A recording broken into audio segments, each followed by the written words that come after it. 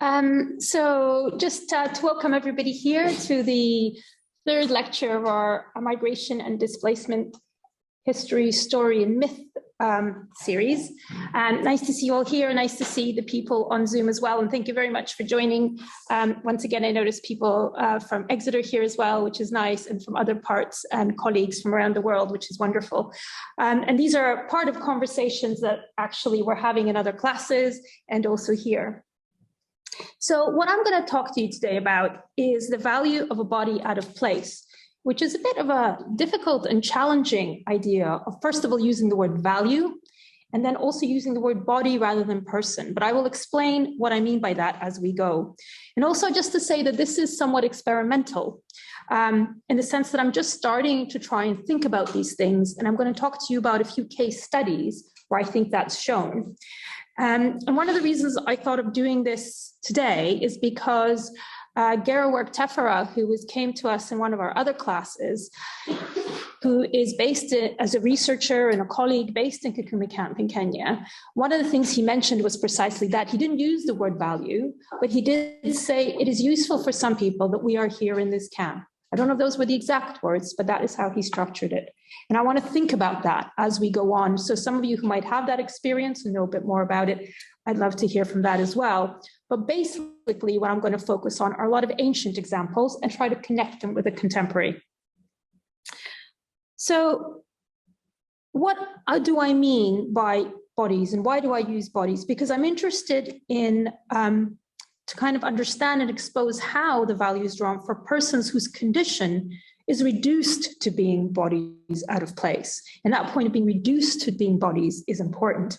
And what I mean by that is whose physical position means they are removed from a place of rights, protection, and belonging. So whether that's through expulsion or being relegated to spaces of a constrained mobility. So asylum seekers, refugees, exiles, captives, and those who are without effective citizenship.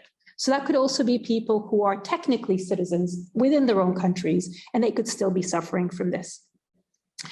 So the value can be to themselves and can also be expressed as agency or the power to drive action. It can also be a value beyond themselves, but not consciously so, or I should say beyond ourselves. We always tend to use the I and the them, and that's somewhat problematic in research because it's not all inclusive, and it also assumes a particular kind of reader. So when I use themselves here, I also mean I'm encompassing all those who might be in the room and might have this experience rather than something outside of this room. It's just a technical note about that. So people who might be in that condition, but also have value beyond themselves, but not consciously so. So this is what I would call inadvertent agency or power. And I can come back to that in questions if you like. I've written about it a bit somewhere else. So this is kind of might be seen as something that you have control over, might be more positive, but there's another kind of value, and that's the one I'm really interested for most of this paper, where it becomes a value to others who take advantage of people's condition of being out of place, who exploit or use the opportunity for benefit to themselves and their power. And the expression that you see here in both text, image, and sculpture, the reason this is here is I'd like it to encompass kind of the agency and potential power of people who have been forced into displacement, even from their condition of precarity.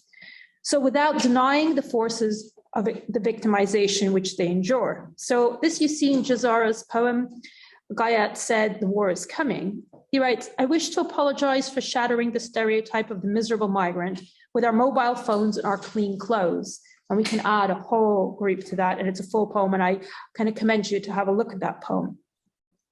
And also because here in Potsdam, in the Palace Park, you have a copy of the original of the Athenian Erechtheion and the Caryatids, as they're called. I don't know if any of you know this, but currently it's behind, I think, partly hiding behind a wall where it's being fixed. But there's a lot of copies of what you see at the very top of this sculpture, which is the 5th century BC porch in Athens.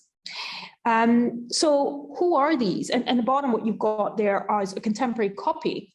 So not the one you have here, but a contemporary copy from New York. The reason I've put these here, we're not exactly sure who these women are, but some of the stories think that they are enslaved maidens of ancient city of Carii, or they are the venerable priestesses of Carii, two very different kind of positions. But I want us to keep in mind this duality throughout the exploration today. And also, oops, now let's see, I have to move it differently. But also of this young journalist here who from Calais camp resisted expulsion, interviewed the courts, went to the courts to lobby against being expelled from the camp, but at the same time was also studying to be a young doctor. So I want this duality to keep kept throughout my presentation, so the refusal of the victimhood position by those who are thrust into it.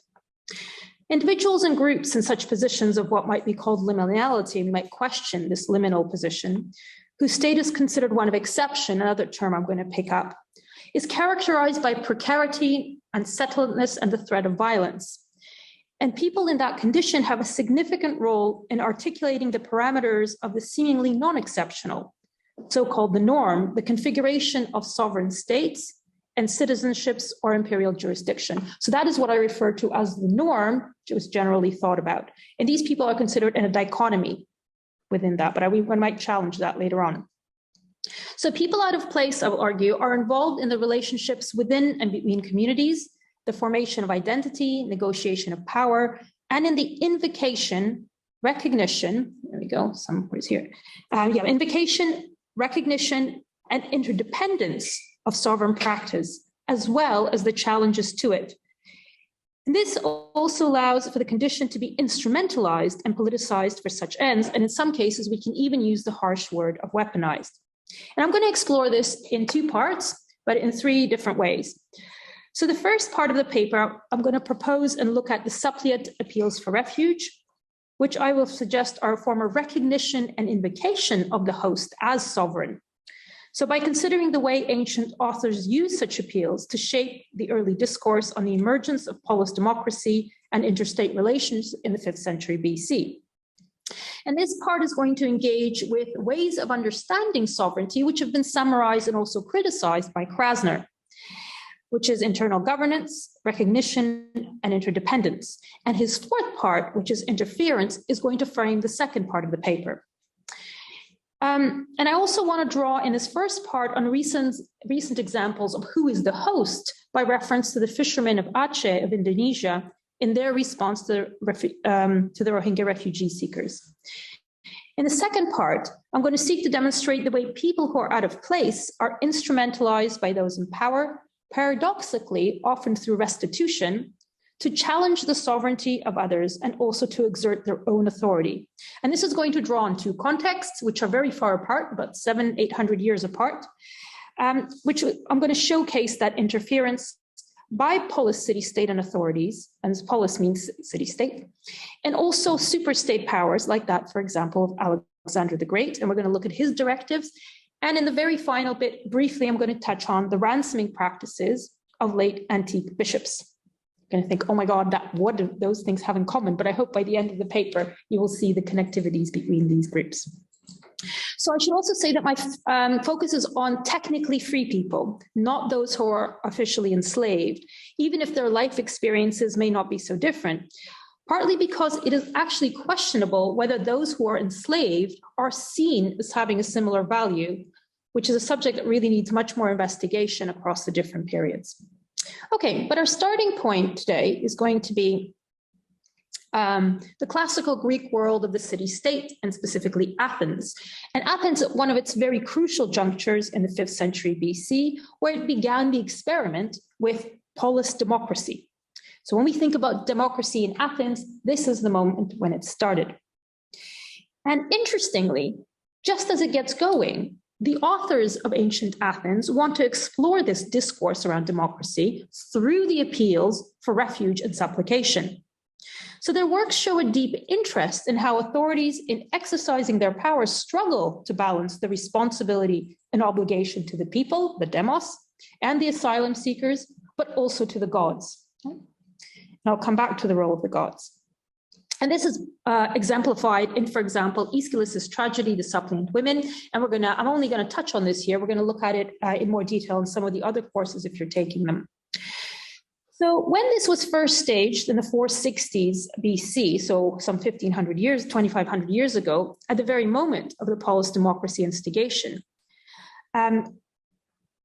what we find here is that the emphatic appeal for refuge by the mythical Danaids were made to the Argive king on their flight from Egypt. So you got these Danaids, who are these 50 daughters of the king Danaus. They're fleeing Egypt from a forced marriage, and they end up in Argos. So they supplicate the king. As the play opens, we find the women on the shores of a liminal space between the sea and the city, and they cling to the altars of a sanctuary, and from there, under the gaze of the protective gods, they supplicate Pelasgos.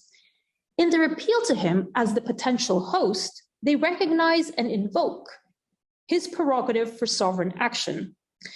But the king's reply, instead of addressing their plea, focuses on the issue of who is being invoked. Okay. So he says to them, "You are not sitting at the hearth of my house. If the city as a whole is threatened with pollution, it must be the concern of the people as a whole to work out a cure." So is it the king or the people who have the capacity for sovereign action? Which of them is the host? Who carries the ultimate responsibility for the safety of the suppliants in the eyes of the gods? The king's response is greeted with a rather forceful reply from the women. "You are the city, I tell you. You are the people, a head of state not subject to judgment." As the play progresses, the Danaids are made to realize that their appeal, made from the sanctuary of public shrines, has positioned them as suppliants not to an individual, the king, but to the Argive state, which is the polis. Now, I just want to note that the king's jurisdiction would not have been defined by territorial extent. So the suppliant appeals may have been made from a liminal space of the altars, but their ability to request refuge was not determined by any border that belonging to a state, not a physical border.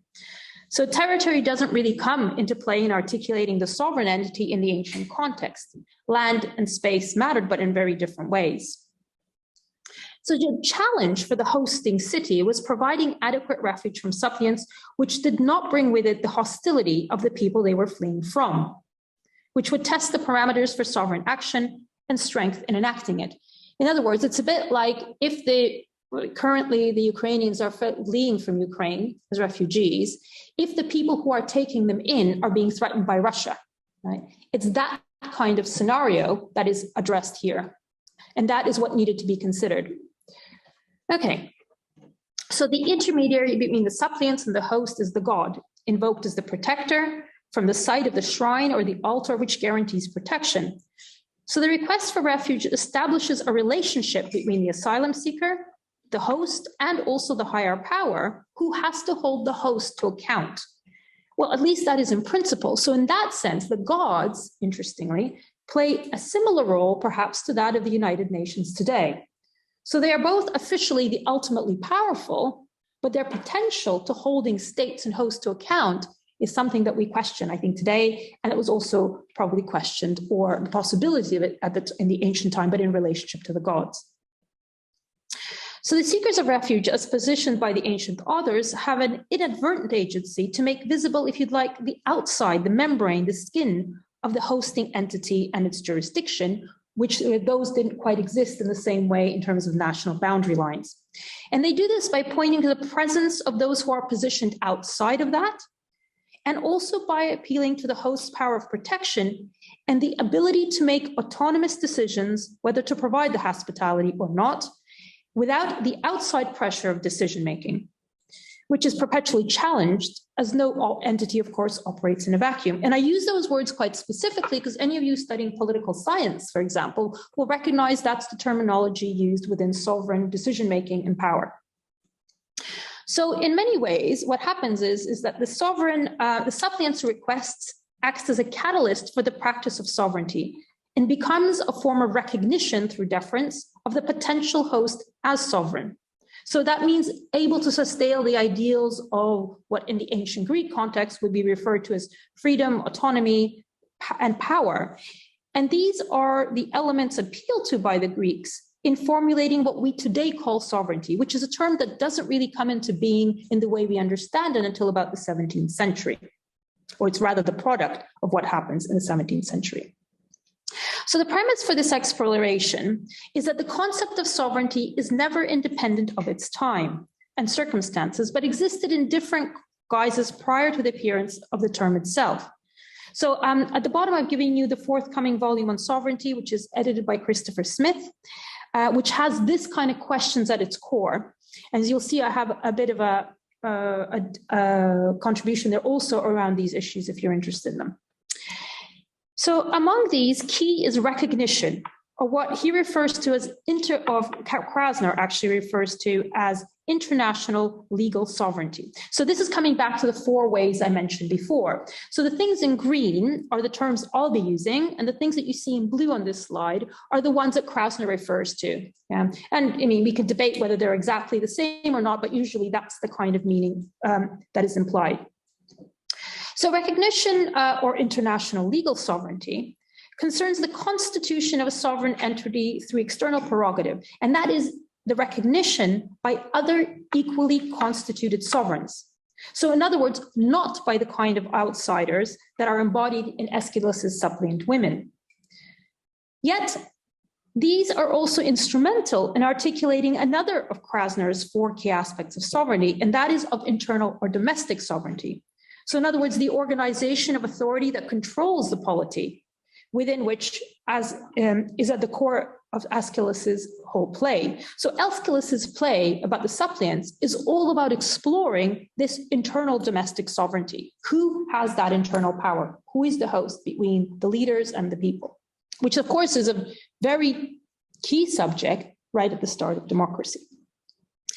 The more they're articulating it, the asylum request comes as a challenge to enact sovereignty, so exposing the way it is constrained by both the internal structures of society and especially by the geopolitical positioning amongst other sovereign entities and their mutual interdependence.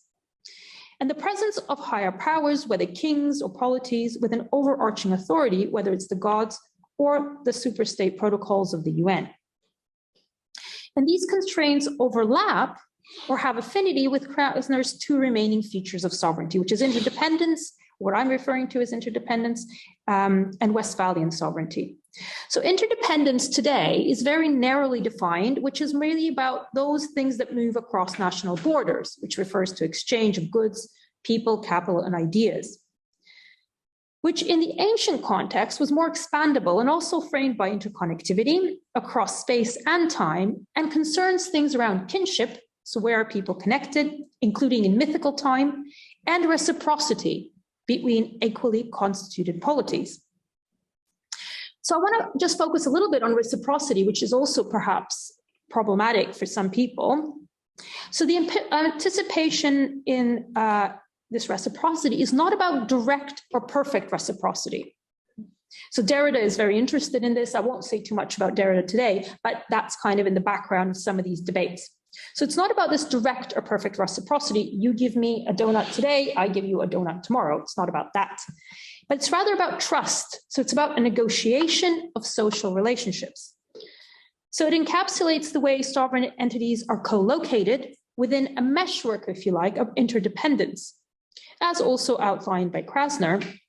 And this reveals the potential for expansive ways of understanding sovereign action that exist beyond and also in spite of territoriality. So in other words, on the one hand, Krasner is very much focused within the nation state, but when we're talking about different kinds of reciprocity, it's also about you could think about what kind of reciprocity is happening. Hello, come in. Negotiations between states, as we are seeing currently played out in Ukraine. Yeah.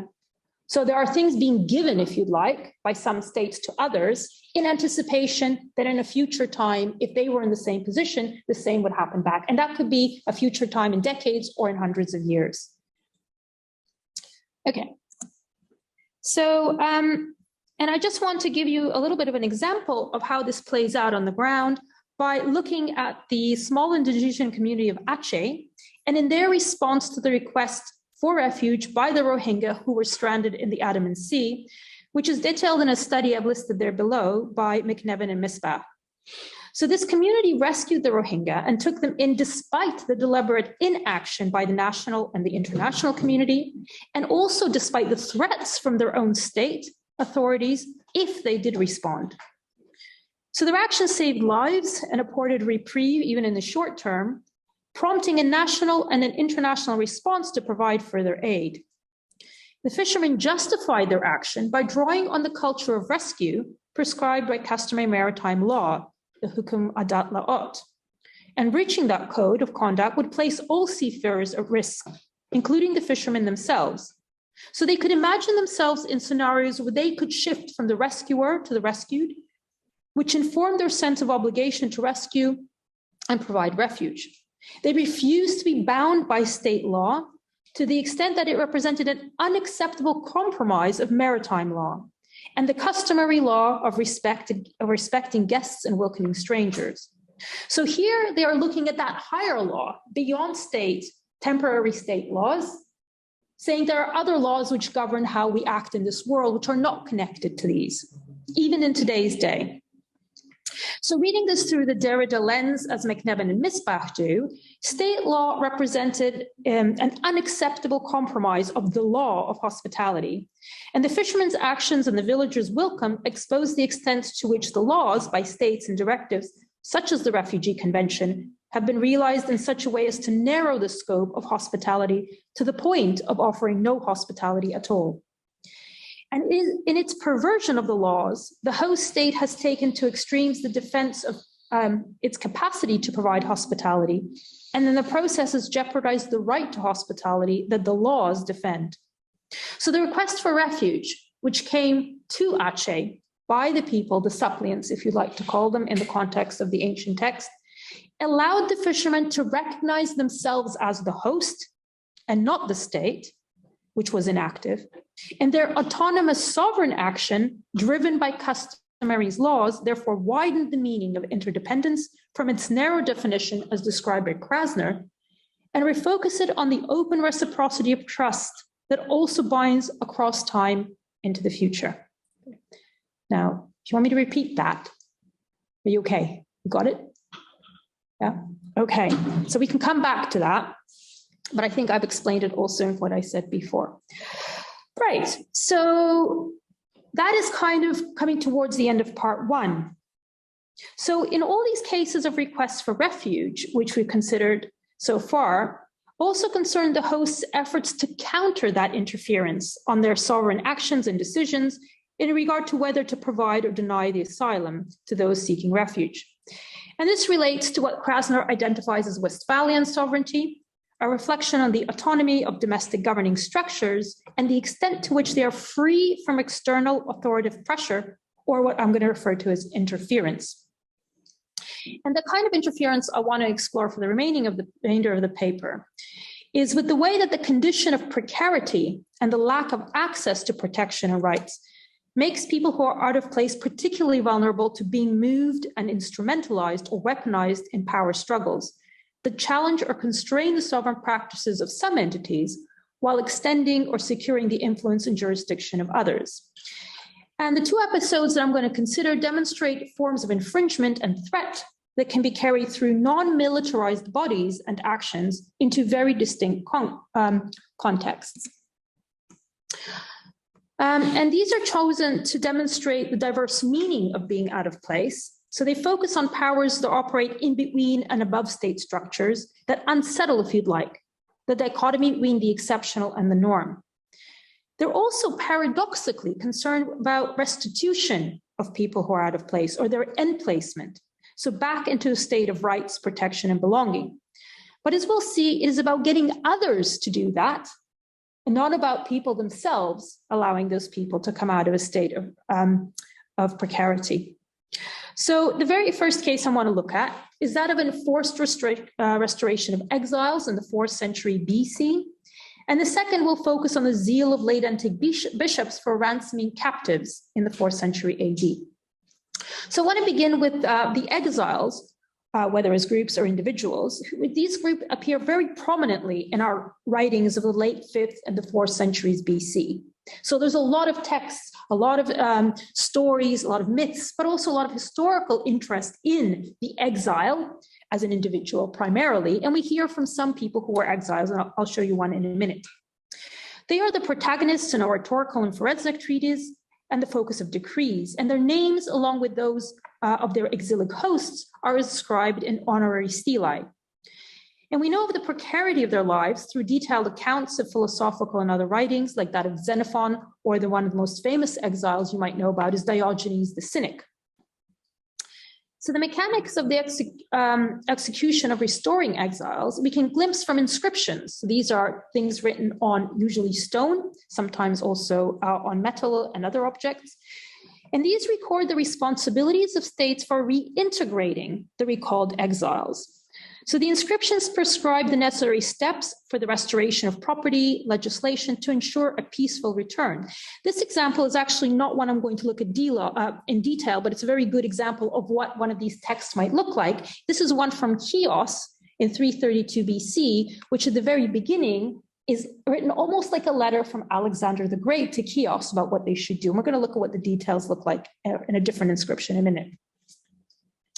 So in their detailed outline, there is an underlying expectation of tension that such situations engender, especially when the initial act of exile was a result of clashes between political factions. So what we would expect is like a civil war scenario. And Benjamin Gray, who's written quite a lot about this in the Greek context on a book called Stasis. So what I'm going to look at is the following excerpt, which is from a decree of 324 and 323 BC, which concerns the restoration of exiles to Tegea. And this survives as a copy on an inscription that was put up in the sanctuary of Delphi. So remember when I was talking about these superpowers like the gods or the UN, which has to ensure that something is carried out. So Delphi was the kind of one of the greatest sanctuaries where the kind of gods existed, and Apollo and other gods are often witnesses to these things being carried out. So it's not surprising. We'd probably find a copy of this in Tegea, but the one we actually have remaining is the one from the sanctuary of Delphi. So this was deposited there as a guarantee of the rights granted to the returnees and to ensure the decree's enforcement by Tegean authorities. So I'm just going to read you just the tiny bits of it. So with reference to the things about which the city sent the envoys and King Alexander sent back his judgment to us, the transcript or diagram shall be written according to the corrections made by the city of what was spoken against in the transcript. That's how detailed it is. Yeah. So somebody spent a lot of time putting this kind of bureaucratic detail to ensure that things are done right. And then what follows are what happens to what has to be ensured for the exiles. So they should recover their paternal possessions. Then it says, with reference to houses, what kind of houses to get returned. They shall discharge money, and the foreign court shall give judgment for 60 days, and so on. So these are setting up the framework within which these people who are living outside in exile are now returning to their home. And at the bottom it says, I swear by Zeus, Athena, Apollo, and Poseidon, notice the gods, that I shall show goodwill to those who have returned, whom the city resolved to receive back, and I shall not harbor grudges against any of them for what they may have plotted from the day in which I have sworn the oath, nor shall I hinder the safety of those who have returned, neither in the, and then there's a blank, nor in the community of the city. So the first lines link these actions to Alexander the Great's directive of 324 BC for the restoration of exiles, which was very shortly before his death. And Diodorus Siculus wonderfully kind of tells us about this. Now, he's writing much later, so we don't know if this was the exact wording or the exact thing that happened. But what he tells us is that Alexander's message, which was directed at the exiles, was announced by a herald at the Olympic Games, where there must have been some 20,000 exiles who had gathered there for the festival. Okay, so first of all, the notion of that exiles are free to move around and go to the festival. So the one place they cannot go to is their home, which is what this whole thing is about, right? It's not that they are completely stopped from moving, and that's quite important, the difference from today. And also that these festivals are used as a place to kind of bring out these directives. Yeah? I mean, we don't know if the number of 20,000 is right, but what implies is there were a lot of people who were exiled who were there. And then Diodorus Siculus goes on to say, King Alexander to the exiles from the Greek cities, we have not been the cause of your exile, but save for those of you who are under a curse, which shall be the cause of your return to your own native cities. We have written to Antipater, and this is one of Alexander's generals and statesmen, about this to the end that if any cities are not willing to restore you, he may constrain them. So here's a direct threat from Alexander to the cities that if they do not accept the exiles, or the kind of context of their acceptance is negative, so they're treated badly, then his general has the right to what? To inflict war, to constrain, to take over power in these cities. It's a very powerful statement, and kind of hard for us to imagine what that would look like today.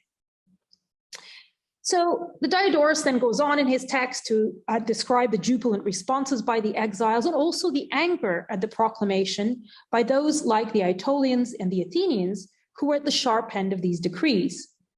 So the implementation of the king's will must have been very quick, judging from this inscription that we just saw from Tegea, which was created very soon after the announcement, possibly even in the same year.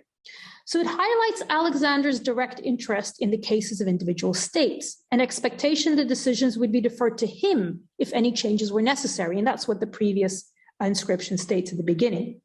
So Alexander here is positioned as a patron, acting in the interests of exiles to be restored. And he became widely known for such a positioning, which may be exemplified through the fact that knowledge of it was widespread enough to be subverted.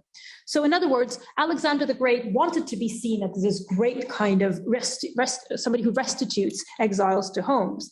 And this comes around in Diogenes the Cynic, so we connect him to that great exile Diogenes. There's an apocryphal story. We don't know much directly from Diogenes, but about how people wrote about him later on.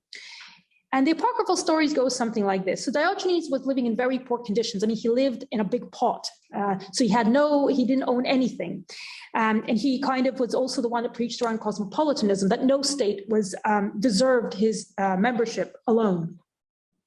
So he was a very well-known exile. And when Alexander the Great kind of came in front of Diogenes, standing in front of him with the sun behind him, he said to him, "Is there anything I could do for you?" Yeah, the great patron. And Diogenes allegedly replied that you can move out of my light. So here is, somebody who is in exile, who is in a condition of precarity, unsettledness, permanent temporariness, who is refusing that victimized position. Yeah. He's the one taking the power and control that we talked about at the beginning, but he doesn't negate the fact that he's experiencing precarity and violence placed upon him because of that condition. Yeah. So what is Alexander doing? Well, by reinstalling exiles into their home communities, he's securing their protection so he could ensure a committed and widely distributed support base to monitor any resistance. And we see this in Diodorus for the second bit, so where he says he decided to restore all exiles in the Greek cities, partly for the sake of gaining fame, and partly wishing to secure many devoted personal followers in each city to counter the revolutionary movements and seditions of the Greeks. So it was a way to constrain individual state sovereignty, not only by interfering in the inner workings of internal civic practice, but through the implicit submission to the overarching power beyond that widely wielded by any single polity, which also affected their external and interstate relations. That the enforced restoration was widespread tool for exerting power is evident from the counter clauses and decrees that explicitly state that the communities would not be subject to such restoration without their consent. Which we have an example here. This is something I'm going to go on to next. Or is this the one? Sorry about this. So this is about Xenophon, who is somebody who is also in exile, and he has written a book called the Anabasis, and I'll come to him in a second. So the decree issued by Athens in relation to Kleitomenae off the coast of Asia Minor, which was won for Athens by Thrasybulus in his Aegean campaigns in 390 BC, states that it shall not be permitted to the people of Athens either to restore the exiles without the consent of the people of Kleitomenae or to remove any of those who have remained. So this is Athens stating to somewhere where it took over, don't worry, we're not going to force your exiles upon you. So clearly this is which is the norm? Is it that states that take over force exiles to come back? And this is a very, as I was saying before, it's a very kind of strange kind of, I think, context for us to imagine today. Okay, so in a way, one of the things that Athens is doing in that statement is reaffirming some aspects of sovereignty that's held by that state of Cladomini. Now, what about the exiles themselves? I haven't said very much about them, except maybe Diogenes. So did they want to go back? Were they happy to go back? So the way Xenophon writes about wanting to return, and some of the people he was with want to return, it could be nothing that would make him happier if he was allowed to come back to his homeland, which is in Athens. And a lot of the anabasis is around that, the longing for a home which he never actually returned to till the end of his life. But we also have other evidence for thinking about people who were exiled on their return. And these are the stelae which are set up by people who return to honor their hosts when they were at their time in exile. And we have quite a few of these from the Heraion, which is a sanctuary at Samos. So one of the things they point is the multiplicity of destinations where exiles were hosted in 4th century BC conflicts. They come from a whole variety of contexts. And this one is the decree to honor Batticus of Kos, which dates to 320 BC. And this is quite a typical example of this type. And one of the things it refers to are, first of all, ties and networks, and also about his reciprocity and the honors that he's getting from the home city of the exile who's now restored. So it interestingly charts the kind of private thanks that might be given and how they're connected to state-sponsored acts of honors, such as giving citizenship.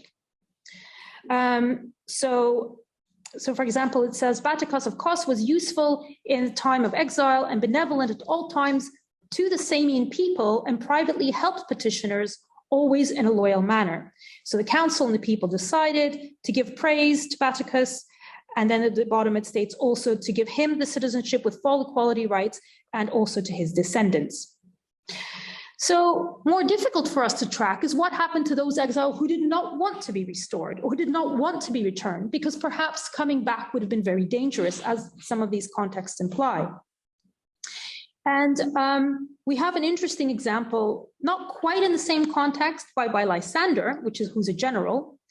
And Lysander was a general from Sparta, whose successes brought victory over Athens during the Peloponnesian War. And there's an episode which is noted again by Xenophon in his Hellenica, where he describes how part of Lysander's military operations against Byzantium and Chalcedon was, instead of just driving out Athenian garrisons, so there was an Athenian kind of army in these places, he drove those out. But in addition to that, Xenophon tells us that every other Athenian whom he saw anywhere, Lysander sent home to Athens, giving them safe conduct if they sailed to the one place and not if they went to any other. For he knew that the more people were collected in the city of and the Piraeus, the more quickly there would be a scarcity of provisions. So here are people being instrumentalized to deplete the resources of their state by being sent back. So these few examples of deploying those who are exiled to undermine the practices of sovereignty by independent states expose the politicization and weaponization of the forcibly displaced. The cases also signal that people in such volatile conditions are not mere instruments, but can potentially be part of negotiations that help to affect their own ambitions from within exile. So using individuals in conditions of displacement to test or unbalance the power is a practice that, of course, continues as we see to the present day. And I'm going to step back a little bit from the current Ukraine crisis just for us to remember some of the other ways that recently people in those conditions have been weaponized. So we might think about the state-induced pushbacks of refugee seekers between Turkey and Greece in their ongoing contestation over the sea borders and resources in the Mediterranean. And of course, those still trapped between the Belarusian and Polish borders. And Horst Seehofer accused Belarus and Russia, this is in 2021 in November, of exploiting refugees and migrants in an attempt to destabilize the West, he said. And also he said that the EU countries must stand together in the face of a hybrid threat posed by politically organized migration. So other cases position asylum grants as an infringement and disrespect of sovereignty. And this has flared up between China and the UK in the spring of 2021. So notable in these situations, in the cases of pushbacks I just mentioned, is that there's no mention of names. These are boatloads of people which are pushed from one coast to the other. And what they present is kind of an indiscriminate mass of boatloads.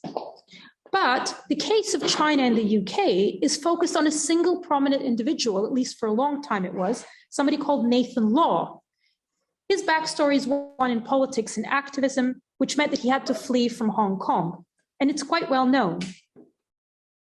So while we're not going to actually go into this in great detail, it's worth thinking about when it comes to that kind of sovereignty discourse and negotiations, those people who are nameless in displacement and those who are named, that is whose story is heard and known, have very different roles to play, which in turn affects the prospects for their return to a state of protection, settlement and rights. Thank you so much for doing that. That's great. That's very helpful.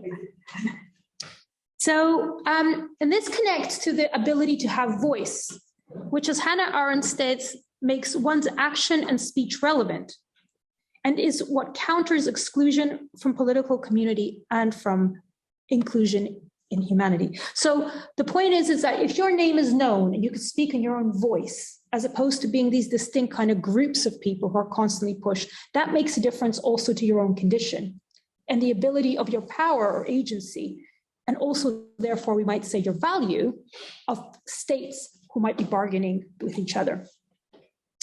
Okay, so I'm coming to the final part of my talk.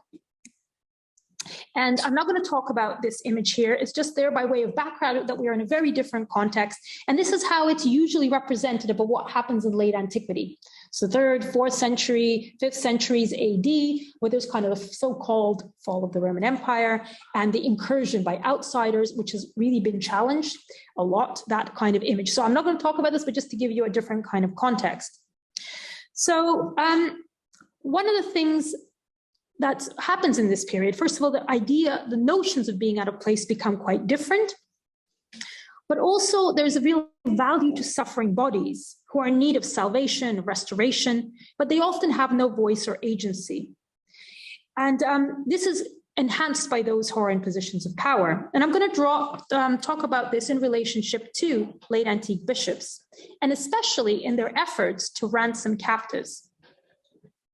So just very briefly on being out of place in this period. One of the reasons it becomes interesting is because from 212 AD, everybody in the Roman Empire is given citizenship or is enfranchised. That is all the free population. And this, of course, leads to debates the extent of which citizenship is still seen as significant, or if the power of citizenship as a status declines. So instead, you start getting other kinds of, so in other words, distinction between cives, which are citizens, and peregrini, which are non-citizens. So does that dichotomy become less prominent? And instead, you start getting other kinds of categorizations, which are kind of honestiores and the humiliores, which is more about people who are more elite and less elite. And that connects them to different kinds of rights and protection. But what you're also getting as part of these new ways of thinking about status is very much a fiscal understanding of that status, which looks at the individual as somebody who's a taxpayer. So one's place of origo or origin, rather than being necessarily designated by birth, becomes more of an administrative classification. And it signifies where the citizenship may be registered, but also where taxes were paid. So where something becomes less metaphorical and much more connected to this kind of different kind of value, if you like. Now, at this point, the ability to pay tax on one's own behalf also determines your standing and self-determination in relation to both place and movement. So in other words, some people like the coloni who were working as part of big estates didn't pay tax on their own behalf, but as a number, they would have had tax paid on their behalf by their kind of estate owners. So if the estate had 20 people, the estate owner had to pay for tax for 20 people that worked for him. So they don't exist in the same kind of an autonomous way as they would have done before. So this means that the relational position of the body is key here. By being differently situated, the nature of obligations and the duties is either disrupted, transformed, or shifted to someone else. And this manifests most extremely in context of captivity, whether through raids, kidnap, or conquest. So you could be technically transferred to a different territory, which might have a different jurisdiction. But as I was saying before, that might have less of a difference than being removed from access to rights and protection in other ways, which have nothing to do with territory. So for those who were in positions of authority or control, this provided an opportunity to demonstrate their power potential by facilitating or denying the return of a body into place where rights and protection could be reinstated. So most directly, the captive body was of value for the captor in a monetary way, because they could be sold as labor into the slave market, or they could be ransomed for.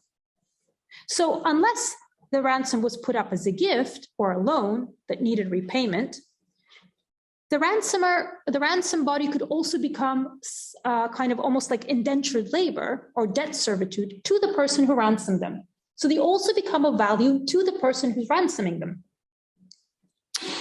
So often reintegration in society or post-liminium was required. To do that, you had to have paid off the debt for that ransom. So in other words, even though you were so-called redeemed, your out-of-placeness could continue. So indirectly, captors were also valuable in treaty negotiations. And I'm not going to read this, but here's an example of some of the treaties where there's an exchange or ransom value is set by people who are captured. And this happened in after and post-conflict exchanges. The one here, it refers to the terms of negotiations which were enacted by Attila the Hun, as he's better known, or the Hun ruler Attila. So the captives of late antiquity are transformed into this bargaining tool by both the people who capture them and by the ransomers. And these ransomers act on behalf of others, so maybe family or other people, or the captives, without necessarily having any personal connection to those being ransomed. And it's this kind of ransomer that I'm particularly interested in. And the bishops in late antique period acted often as these kind of intermediators, negotiators of the people who were captured and the people who were ransomed. And one of the reasons they actually sought out opportunities for ransom, the bishops, is because this could be a way to enhance their influence, but also their jurisdiction of power, and particularly when they were competing with other bishops for that power. It was a way to restrict the power of other bishops.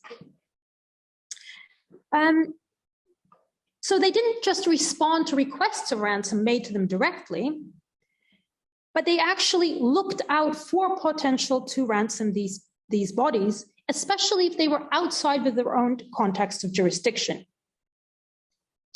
So when we look at hagiographies, as they're called, which are texts that talk about bishops' great deeds, often written by their followers, what these bishops are positioned as is the great saviors, which is one of the kind of fame that they're looking for in doing these acts. But we have to kind of step away in a moment and also think about what are the other reasons they might have done this, as I already mentioned about jurisdiction of power, which we're going to see in a minute. So one of the reasons we know that this was very widely spread, because it almost became part of a kind of the bishop's curriculum vitae. If you're going to be bishops, what do you need to show? Also, if you want to be sainted, one of the things you need to show, okay, being good to the poor, providing opportunities for conversions, but also for ransoming captives. And there's various laws about what you could sell from the church to be allowed to ransom the captives. So these bishops are not using their own personal funds, of course. They're using the funds of the community to do this. And these gives you an examples of how this happens. And also they got challenged by other bishops who recognized why they were doing this. So they had to respond to defend themselves. So the second part here is by Ambrose. This is a bishop of Milan who writes, "Another great act of generosity is to ransom prisoners, to snatch people from the hands of the enemy, to deliver men from death, and especially women from dishonor, to hand children back to their parents and parents back to their children, and to restore citizens to their own patria." Okay, so this is about rehumanizing the captive, putting them back in the position of protection, rights, and belonging, which was connected also to the Christian ideal of liberalitas, generosity, caritas, and charities, and helps enhance the bishop's reputations. So one of the key bishops that is very engaged with this, that we hear a lot about and we know a lot about because there's a lot written about him, is Caesarius of Arles. Yeah. So one of the things that he did is he would look out for prisoners to ransom to enhance the authority, his own authority, in terms of leadership, because it allowed him to kind of gather his community around him, both to successfully negotiate for a good price with the captors, but also powers higher up, like the Pope, would notice these actions, and as a result would grant them bigger jurisdiction. And that is exactly what a Pope like a bishop like Caesarius had hoped for.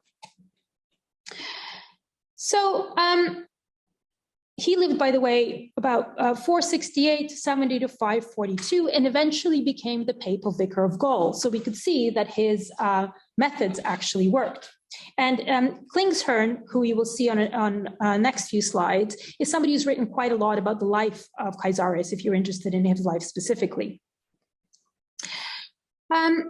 So I want to give you an example here of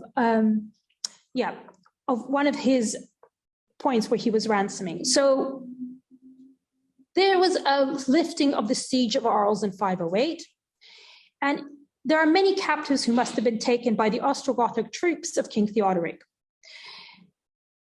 And he was responsible kind of freeing the city while also defeating the Franks and the Burgundians. And so it states in the life of Caesarius, it states, in Arles, however, when the Goths had returned with their immense number of captives, the sacred basilicas were filled with dense crowds of unbelievers, as was the bishop's residence. On those in great need, the man of God, and that is Caesarius, bestowed a sufficient amount of food and clothing alike until he could free them individually with the gift of redemption. When he had spent all the silver which his predecessor, the venerable Ionius, had left for the maintenance of the church. Then he goes on to say, the consecrated ornaments of the church were sold for the redemption of the church, and even today the blows of the axes can be seen on the podiums and railings from which the silver ornaments were cut away. So he'd actually gone and taken the physical silver out of the church furniture and the church structure to sell it to redeem these people. So he had to have the permission of legal codes. He had to have the support of his community, because a lot of these things in the churches were for kind of, if you like, that especially the elite had given for the redemption of their souls once they've died. So if you're using this, what does that do to the redemption of the souls? Okay. But it didn't, so here the example that you had was all about the redemption of people within his own diocese, but it didn't stop there. And so here's an example where he goes beyond his own diocese. It says, meanwhile, in Italy, he discovered and redeemed all the captives he could from beyond the Durance, especially from the town of Orange. And this town had been completely enslaved, and he had already redeemed part of its inhabitants in Arles. And he says how he also arranged for the return home. And when he came back to Arles, he received with great kind of, it says, with the singing of psalms, and having left as an exile, he brought back with him from Italy, after he had redeemed them, the captives, 8,000 solidi. Okay, so he comes back in his huge procession when he's home, and he's welcomed by his people. So again, this shows how ransoming these people has given him great power. So when Caesarius requested the reaffirmation of boundaries between the diocese, the different dioceses from Pope Symmachus in 513, he showed him favor, and he gave him certain kind of, not just jurisdiction, as we saw, he became the papal vicar of Gaul, but also the potential to, for example, wear certain robes which were only allowed to be worn in Rome and also by the Pope. And he also managed to, if you'd like, to strengthen the community ties and his loyalty of the people. Okay, so just moving towards a conclusion. So the appeals and negotiations I've presented here are a way into understanding how displaced groups and individuals have a key role within sovereign discourse, those citizen strangers, the stateless, or people with non-effective citizenship, whose existence lies seemingly beyond the possibilities of sovereign action. I've tried to show that their engagement with the potential hosts and polities does more than expose the workings of sovereignty, but also reveals that those who are displaced as agents in bearing the tools of sovereignty's articulation. Encounters with people who are deemed on the outside or in between simultaneously materialize and destabilize the boundaries of community, notions of the sovereign, and reveal the frictions of internal power dynamics. As such, they have been through time also instrumentalized by ruling powers to buttress and to showcase their capacity for sovereign action and to constrain that of others to extend power, authority, and jurisdiction. The disparate contexts considered here showcase sites of discourse and negotiation that are intrinsically defined by bodies out of place, and thus revealing an interdependence between one who is expelled and the other who is incorporated.